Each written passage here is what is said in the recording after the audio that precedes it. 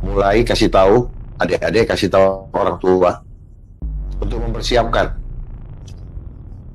keadaan darurat dadakan selama 7 hari.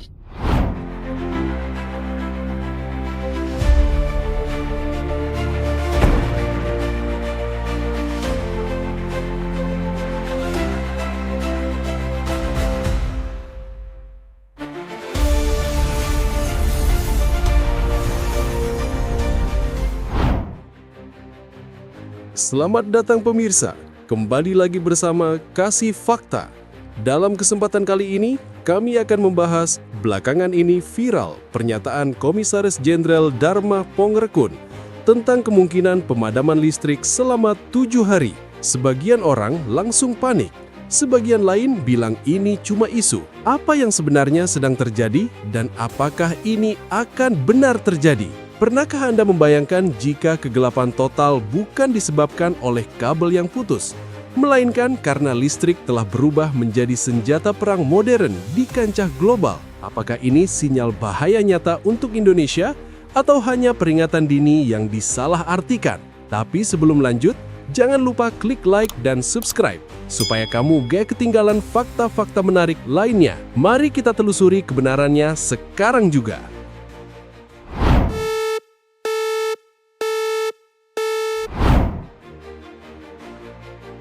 Bayangkan sebuah skenario mengerikan di mana denyut nadi kehidupan modern tiba-tiba berhenti berdetak secara total. Lampu di rumah Anda padam dan tidak kunjung menyala. Jaringan internet mati total sehingga Anda terisolasi dari dunia luar. Transaksi perbankan digital lumpuh, pompa air berhenti bekerja, hingga pendingin makanan tidak lagi berfungsi. Bayangkan kondisi kelam ini tidak hanya berlangsung selama 1 atau 2 jam saja, melainkan terjadi terus-menerus selama 7 hari penuh. Kegelapan menyelimuti kota-kota besar, dan kepanikan mulai menjalar ke setiap sudut permukiman. Gambaran situasi ekstrem inilah yang belakangan menjadi buah bibir di tengah masyarakat Indonesia. Isu ini meledak dan memicu gelombang kecemasan publik. Pemicunya adalah beredarnya potongan video pernyataan dari Komisaris Jenderal Polisi Purnawirawan Dharma Pongrekun. Dalam video yang viral dengan cepat di berbagai platform media sosial tersebut, sosok Jenderal Bintang 3 ini menyinggung tentang potensi terjadinya pemadaman listrik dalam durasi yang sangat panjang. Reaksi masyarakat terbelah menjadi 2 kutub yang ekstrem. Sebagian orang langsung merasa panik dan khawatir.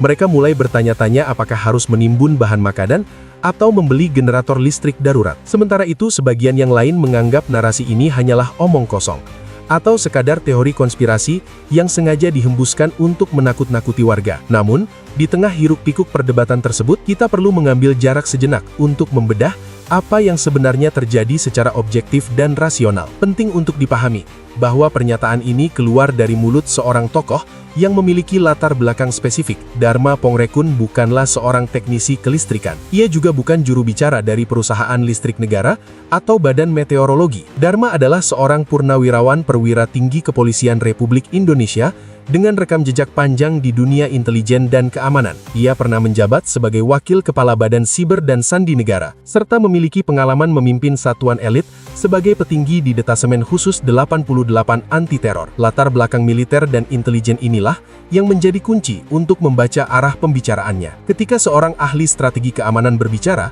sudut pandang yang digunakan adalah pandangan helikopter atau pandangan makro mengenai keamanan nasional. Pernyataan Dharma Pongrekun bukanlah sebuah ramalan cuaca yang memprediksi hujan turun esok hari. Ucapan beliau adalah sebuah analisis risiko strategis. Dalam dunia pertahanan dan keamanan, merupakan hal yang lumrah untuk menyusun skenario terburuk guna mempersiapkan langkah antisipasi. Kekeliruan interpretasi terjadi ketika publik menangkap peringatan kewaspadaan ini sebagai sebuah jadwal pasti.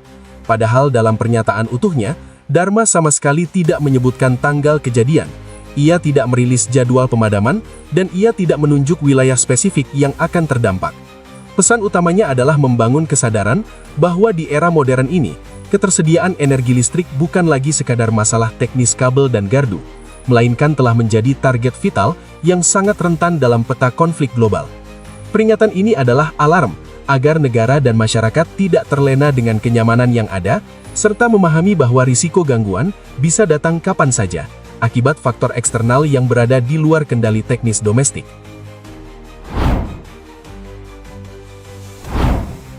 Peringatan kewaspadaan yang disuarakan tersebut sejatinya tidak muncul dari ruang hampa. Jika kita menarik garis waktu mundur dan melihat data global antara tahun 2022 hingga 2024, sebuah pola mengerikan mulai terbentuk secara nyata di hadapan kita. Listrik tidak lagi dipandang sekadar sebagai komoditas ekonomi atau kebutuhan rumah tangga semata. Dalam panggung geopolitik modern saat ini, energi listrik telah bermetamorfosis menjadi senjata taktis yang memiliki daya rusak setara dengan serangan militer konvensional. Fenomena ini mengubah cara pandang para ahli strategi pertahanan di seluruh dunia dalam menilai kerentanan negara mereka masing-masing. Bukti paling nyata dari perubahan paradigma ini dapat kita saksikan dalam konflik yang meletus di Eropa Timur. Pada bulan Oktober tahun 2022, dunia menyaksikan bagaimana Rusia secara sistematis meluncurkan rentetan rudal presisi dan pesawat nirawak bunuh diri. Target utama serangan tersebut bukanlah barak militer atau gudang amunisi lawan, melainkan gardu induk dan pembangkit listrik yang tersebar di seluruh wilayah Ukraina. Strategi ini dirancang dengan tujuan yang sangat spesifik dan kejam, yaitu mematikan sistem pemanas dan penerangan saat musim dingin yang membeku tiba. Dengan melumpuhkan jaringan listrik, musuh berusaha mematahkan moral warga sipil dan menciptakan krisis kemanusiaan tanpa perlu mengerahkan pasukan darat ke dalam kota. Dampak dari strategi perang energi ini tidak hanya dirasakan di medan tempur saja. Gelombang kejutnya merambat hingga ke negara-negara maju di Eropa Barat. Konflik tersebut memicu krisis pasukan gas alam yang menjadi bahan bakar utama pembangkit listrik di benua biru.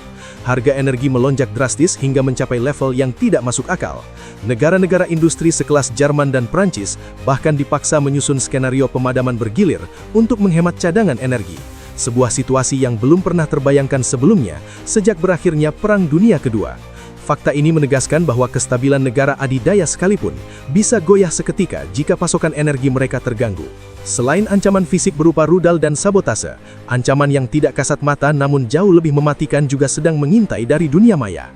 Laporan Keamanan Cyber Global tahun 2024 mencatat adanya lonjakan serangan perangkat lunak jahat atau ransomware yang menargetkan infrastruktur kritis. Para peretas yang didukung oleh aktor negara kini tidak lagi sekadar mencuri data nasabah bank. Mereka mulai membidik sistem kendali otomatis industri yang menjadi otak pengoperasian pembangkit listrik. Jika sistem ini berhasil ditembus, penyerang dapat mematikan aliran listrik satu negara hanya dengan menekan tombol dari jarak ribuan kilometer. Kondisi ini diperparah dengan memanasnya suhu politik di kawasan Timur Tengah yang merupakan jantung produksi minyak dunia. Ketegangan di jalur logistik utama seperti Selat Hormuz berpotensi menghambat distribusi bahan bakar yang krusial bagi operasional pembangkit listrik di berbagai belahan bumi. Ketergantungan dunia pada rantai pasok energi yang saling terhubung inilah yang menciptakan efek domino. Gangguan di satu titik strategis dapat memicu pemadaman di titik lain yang letaknya berjauhan. Inilah konteks risiko global yang sesungguhnya sedang terjadi saat ini. Dunia sedang mempertontonkan bukti nyata bahwa infrastruktur kelistrikan adalah titik paling rapuh yang dapat dieksploitasi untuk melumpuhkan kedaulatan sebuah bangsa. Pertanyaan krusial yang kini menggantung di benak banyak orang adalah apakah skenario kiamat energi yang terjadi di belahan dunia lain tersebut akan benar-benar menimpa Indonesia dalam waktu dekat. Untuk menjawab keresahan ini secara akurat, kita tidak bisa hanya berlandaskan pada asumsi atau ketakutan semata. Langkah paling bijak adalah menelusuri data faktual dan kondisi teknis operasional yang ada di lapangan saat ini. Tim investigasi kami melakukan penelusuran mendalam terhadap informasi resmi yang dirilis oleh Otoritas Kelistrikan Nasional hingga hari ini. Berdasarkan data terkini dari Perseroan Terbatas Perusahaan Listrik Negara, tidak ditemukan satupun rilis resmi atau siaran pers yang mengindikasikan adanya rencana pemadaman total berskala nasional. Prosedur standar operasional mewajibkan adanya pemberitahuan kepada publik jauh hari sebelumnya jika akan dilakukan pemeliharaan sistem yang berdampak luas. Hingga detik ini, tidak ada jadwal darurat ataupun skenario pemadaman selama 168 jam seperti yang dikhawatirkan oleh masyarakat. Indikasi teknis yang mengarah pada kegelapan total juga tidak terlihat dalam laporan beban puncak harian. Lebih jauh lagi, jika kita membedah kondisi sistem kelistrikan utama di wilayah Jawa dan Bali, neraca daya menunjukkan status yang sangat sehat dan aman. Sistem kelistrikan Indonesia saat ini memiliki cadangan daya atau reserve margin yang lebih dari cukup untuk menopang kebutuhan beban puncak. Cadangan daya ini berfungsi sebagai penyangga jika terjadi gangguan mendadak pada salah satu pembangkit utama.